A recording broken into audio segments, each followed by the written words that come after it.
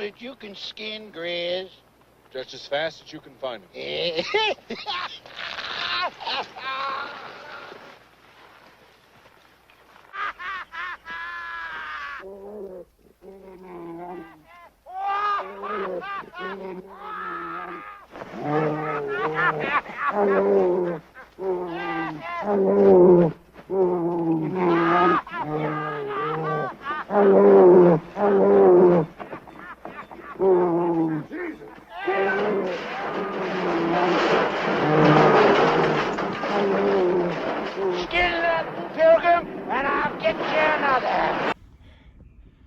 Right now I'm headed for the Green River, and I'm going to document a historical fort. And this is a special fort. This fort was built by the mountain men, and the last time this fort was ever documented was in 1934. And today I'm going to show you the historical location of Fort Kit Carson. I'm going to tell you a little bit about the fort, how I was able to find the fort, and I'm going to show you how you can find the fort. Unfortunately, this fort has pretty much been lost to history, which is a real shame. And the only reason I even knew about the fort was because of my mom and dad, and they had told me about it when I was a kid. But I want you to be able to come out here, look for the fort, bring your kids, bring your grandkids, and this way this history gets passed on and we don't lose it. But before we talk about the fort, and since we're talking about mountain men, I wanted to talk about one of my favorite mountain men. And that movie clip you just saw, that was from the movie Jeremiah Johnson. Great mountain man movie, and a lot of that movie was filmed on location here in the Uintah Basin. But the real Jeremiah Johnson was way more interesting than what you see in that movie. And I read an article that was written back in the 1970s, and the director of that movie was questioned on why he didn't show the real Jeremiah Johnson, why he kind of showed this Walt Disney character portrayed by Robert Redford. And the director said he was really intrigued by Johnson, and he wanted to show the real Johnson, but he was afraid if he did that people would be grossed out, they would be offended.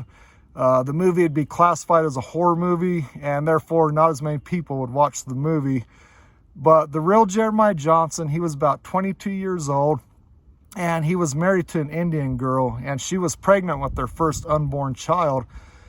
And the Crow Indians murdered Johnson's wife and unborn baby, and Johnson really loved his wife. And I think he was already kind of crazy to begin with, but that pushed him over the edge.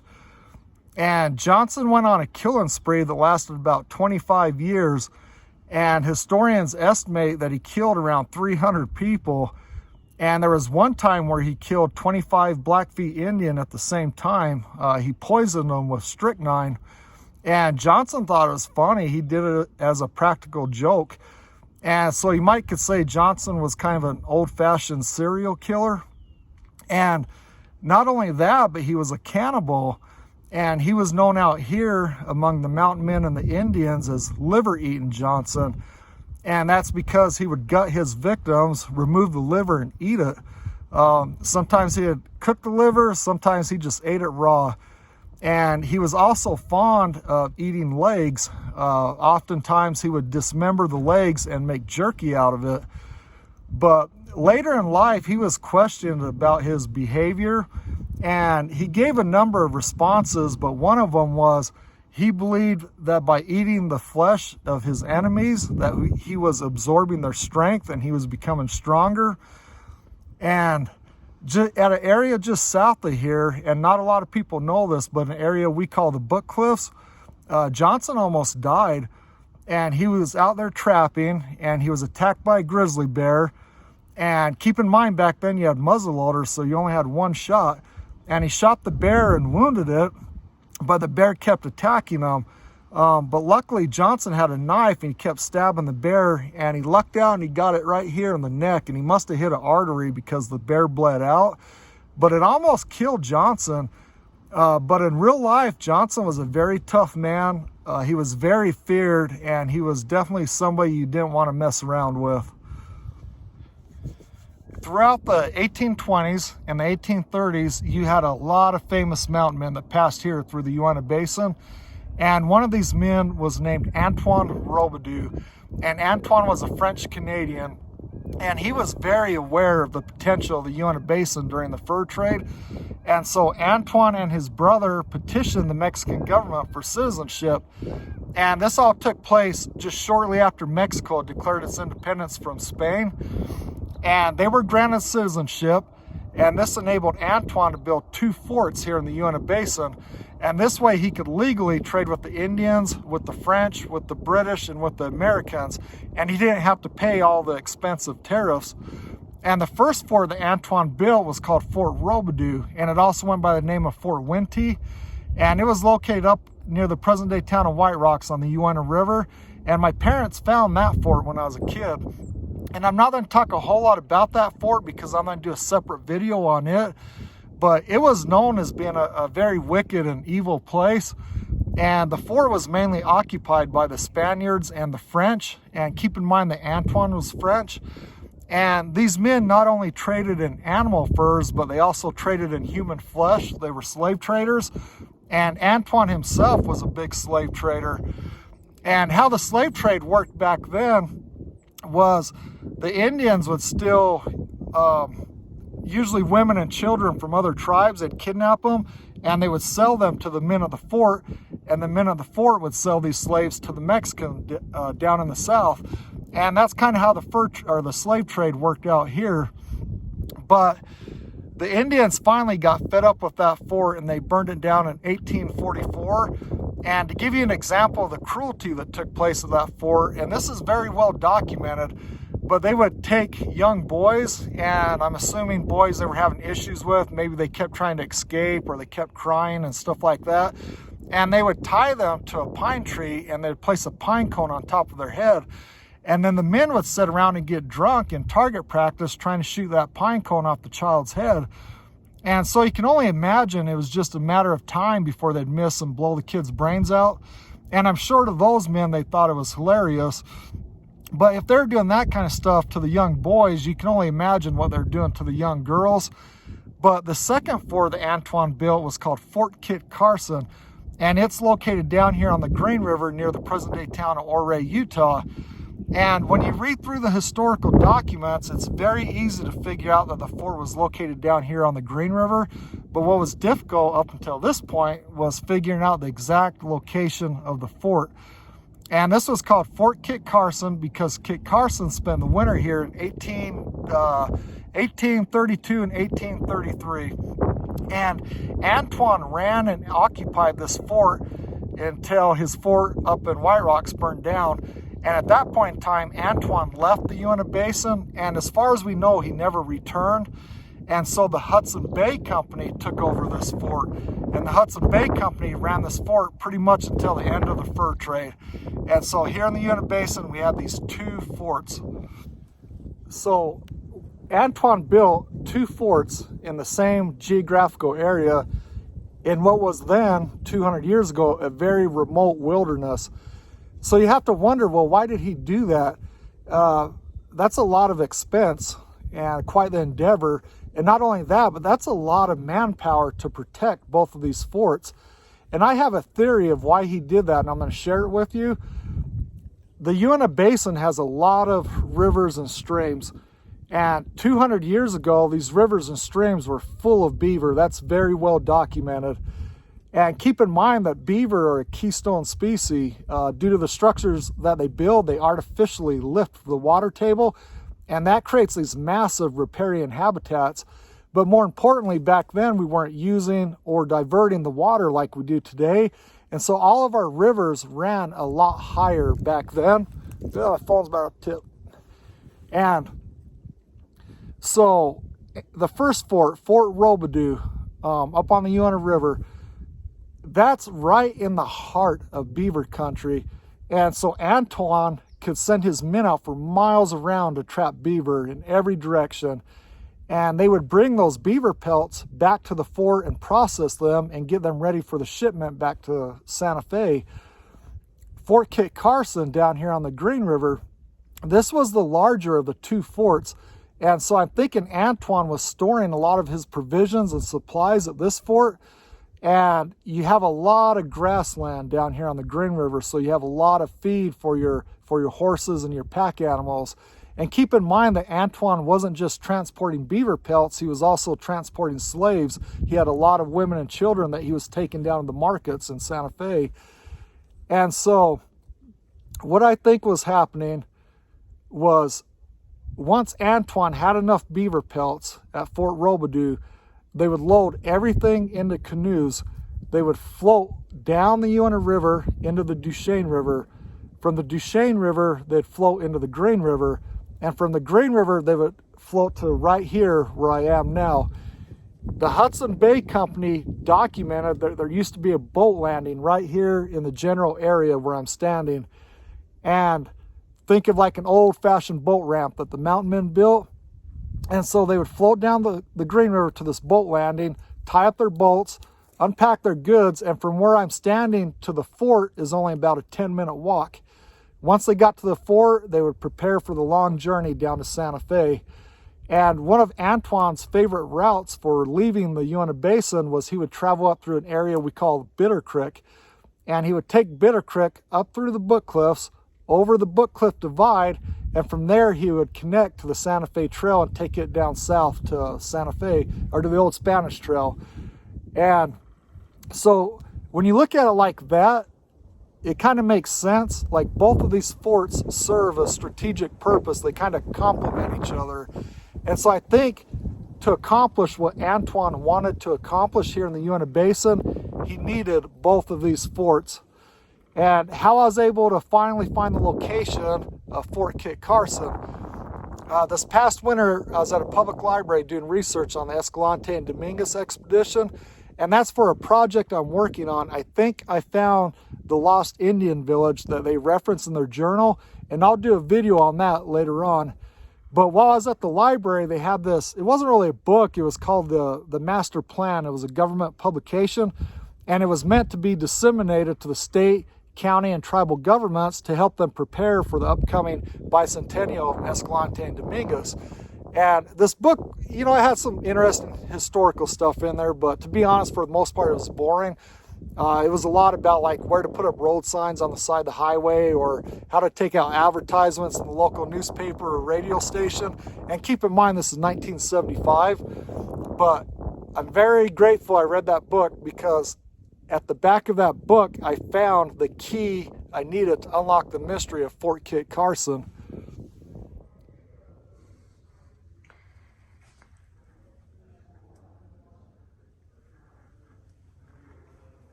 This is the master plan I was telling you about. This is put out by the federal government and historians to help prepare for the bicentennial in 1976. This was printed in 1975.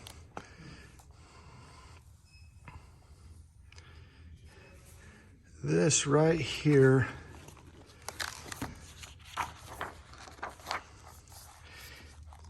this is the Episcopalian Church. This is in Randelette, Utah, and it's still functioning, still used every Sunday, still existing.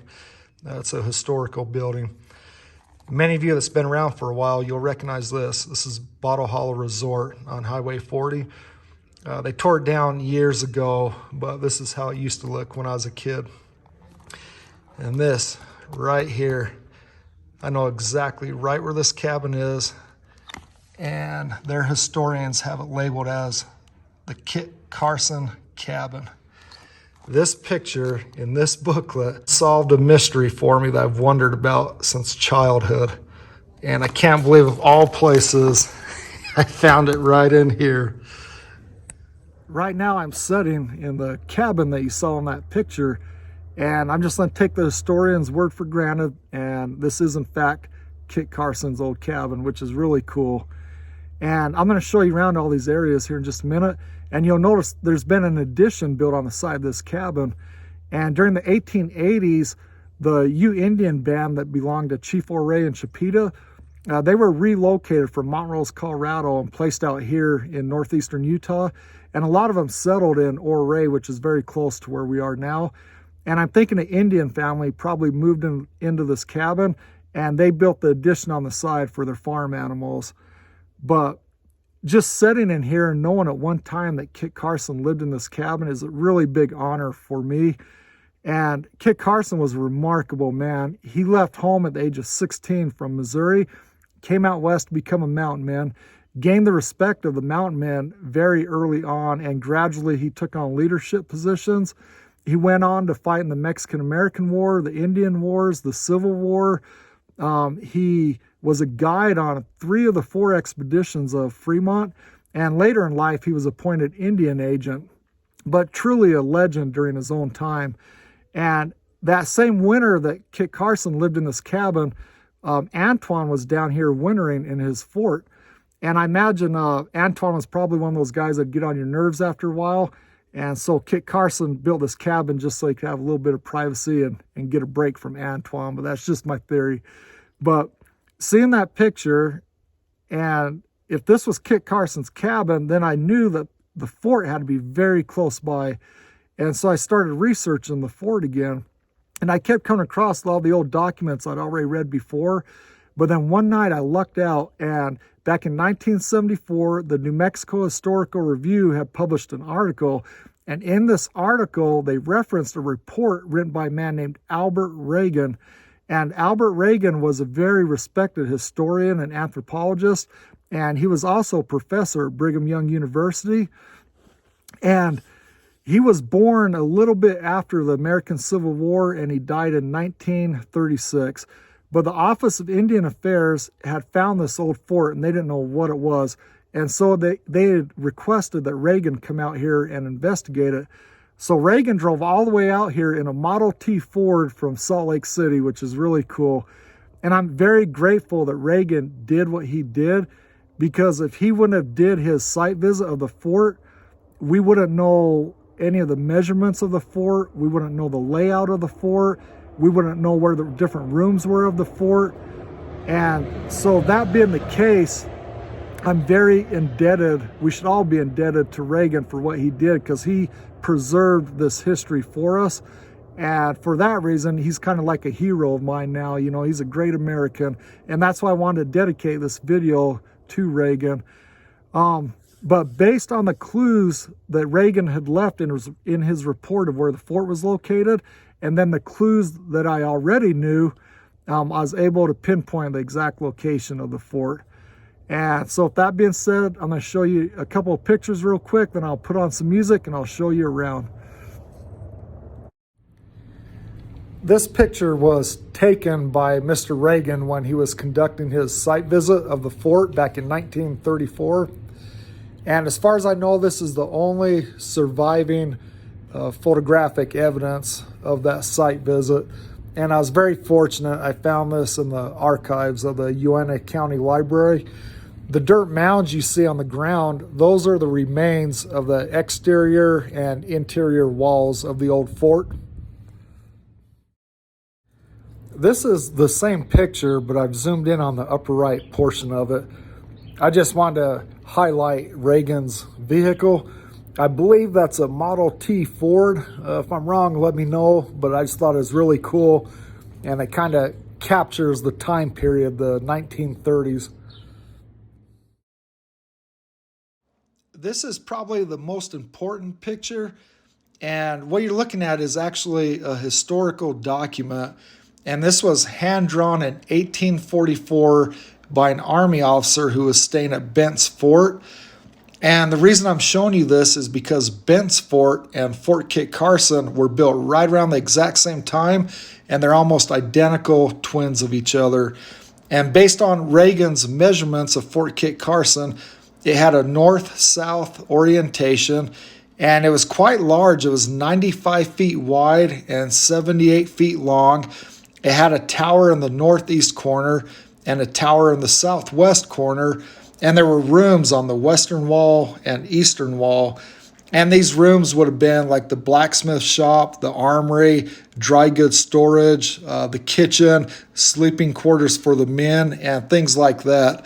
And of course, in the center, you had the courtyard, and the entry door into the fort was found on the south-facing wall.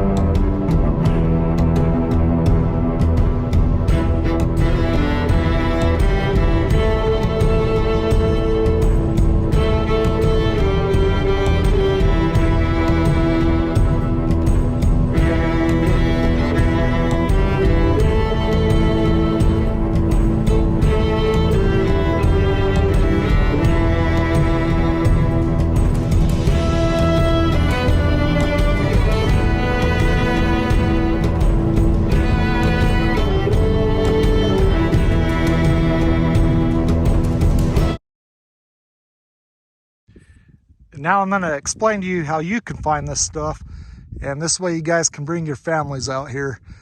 This road we're standing on, this is the Seep Ridge Road, and this will take you out to the Book Cliffs, Hill Creek, Bitter Creek, Willow Creek, and a whole lot of oil field.